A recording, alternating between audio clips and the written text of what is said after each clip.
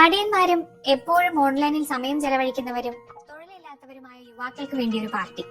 ഈ വിശേഷണത്തോടെയാണ് cockroach Janata party പ്രചാരം നേടുന്നത്. സ്പൂഫാണോ എന്ന് ചോദിക്കാൻ വരട്ടെ, ചീഫ് ജസ്റ്റിസ് സൂര്യകാന്തിന്റെ ഒരു പരാമർശമാണ് ഈ മൂവ്മെന്റിന് പ്രചോദനമായത്. ഗൗരവമേറിയ രാഷ്ട്രീയ ചർച്ചകൾക്കിടയിൽ പരിഹാസത്തിലൂടെയും ആക്ഷേപഹാസ്യത്തിലൂടെയും സോഷ്യൽ മീഡിയയിൽ തുടങ്ങിയ മുന്നേറ്റം വെറും ഒരു തമാശയായിട്ട പോസ്റ്റ് അങ്ങ് കത്തിപ്പടർന്നു. ഇൻസ്റ്റഗ്രാമിൽ വെറും 78 മണിക്കൂറിനുള്ളിൽ പാർട്ടി നേടിയത് 30 ലക്ഷം ഫോളോവേഴ്സ്. മെയ് 21 1 കോടി കടന്നു. ഭരണകക്ഷിയായ BJPയുടെ ഔദ്യോഗിക ഇൻസ്റ്റഗ്രാം ഫോളോവേഴ്സിനേക്കാൾ കൂടുതൽ വരും ഇത്.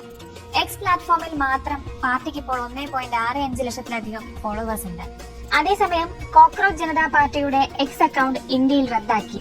സ്ഥാപകനായ അഭിജിത് ദീപ്കെയാണ് ഇക്കാര്യം സോഷ്യൽ മീഡിയയിലൂടെ സ്ഥിരീകരിച്ചത്. നിയമപരമായ ആവശ്യങ്ങളെ തുടർന്നാണ് അക്കൗണ്ട് റദ്ദാക്കിയതെന്ന് എക്സ് വ്യക്തമാക്കിയെങ്കിലും ഇതിന് പിന്നിലെ കൃത്യമായ കാരണം എന്താണെന്ന് തനിക്ക് ഇതുവരെ അറിയിപ്പ് ലഭിച്ചിട്ടില്ലെന്ന് അഭിജിത്ത് പറഞ്ഞു. ന്റെ പാറ്റ എന്ന വിളി ഒരു അപമാനമായി കാണാതെ അതിനെ ഒരു രാഷ്ട്രീയ അടയാളമായി യുവാക്കൾ കാണാൻ തുടങ്ങി. കോക്രോച്ച് എന്നത് അതിജീവനത്തിന്റെയും പ്രതിരോധത്തിന്റെയും പ്രതീകമായാണ് സോഷ്യൽ മീഡിയയിൽ ഇവർ അവതരിപ്പിക്കുന്നത്. മഹാരാഷ്ട്രയിലെ ഔറംഗാബാദ് സ്വദേശിയായ അഭിജിത് ദീപ്കെയാണ് കോക്രോച്ച് പാർട്ടിയുടെ സ്ഥാപകൻ. ബോസ്റ്റൺ യൂണിവേഴ്സിറ്റിയിൽ നിന്ന് പബ്ലിക് റിലേഷൻസിൽ ബിരുദാനന്തര ബിരുദം പൂർത്തിയാക്കിയ 30-കാരൻ. 2020 മുതൽ 2023 വരെ ആം ആദ്മി പാർട്ടിയുടെ സോഷ്യൽ മീഡിയ ടീമിൽ പ്രവർത്തിച്ച പരിചയവും ഇദ്ദേഹത്തിനുണ്ട്.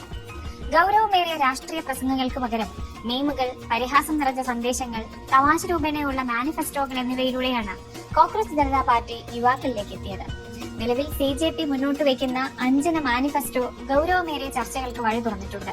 വിരമിച്ച ചീഫ് ജസ്റ്റിസുമാർക്ക് രാജ്യസഭാ സീറ്റോ മറ്റു പദവികളോ നൽകരുത്. പാർലമെന്റിൽ സ്ത്രീകൾക്ക് 50% സംവരണം ഏർപ്പെടുത്തുക. കൂറുമാറുന്ന ജനപ്രതിനിധികൾക്ക് 20 വർഷത്തേക്ക് വിലക്ക് ഏർപ്പെടുത്തുക. വ്യാജ വോട്ടുകൾ വെട്ടിമാറ്റുന്ന തെരഞ്ഞെടുപ്പ് ഉദ്യോഗസ്ഥർക്കെതിരെ UAPA ചുമത്തുക. കുത്തക കമ്പനികളുടെ ഉടമസ്ഥതയിലുള്ള മാധ്യമങ്ങളുടെ ലൈസൻസ് റദ്ദാക്കുക എന്നിവയാണ് മാനിഫെസ്റ്റോ. നിലവിൽ ഇതൊരു രാഷ്ട്രീയ പാർട്ടിയായി രജിസ്റ്റർ ചെയ്തിട്ടില്ല. എന്നാൽ വെറും ഒരു സോഷ്യൽ മീഡിയ ട്രെൻഡ് എന്നതിലുപരി ഇതൊരു സംഘടനയായി മാറിക്കൊണ്ടിരിക്കുകയാണെന്ന് അഭിജിത്ത് പറയുന്നു.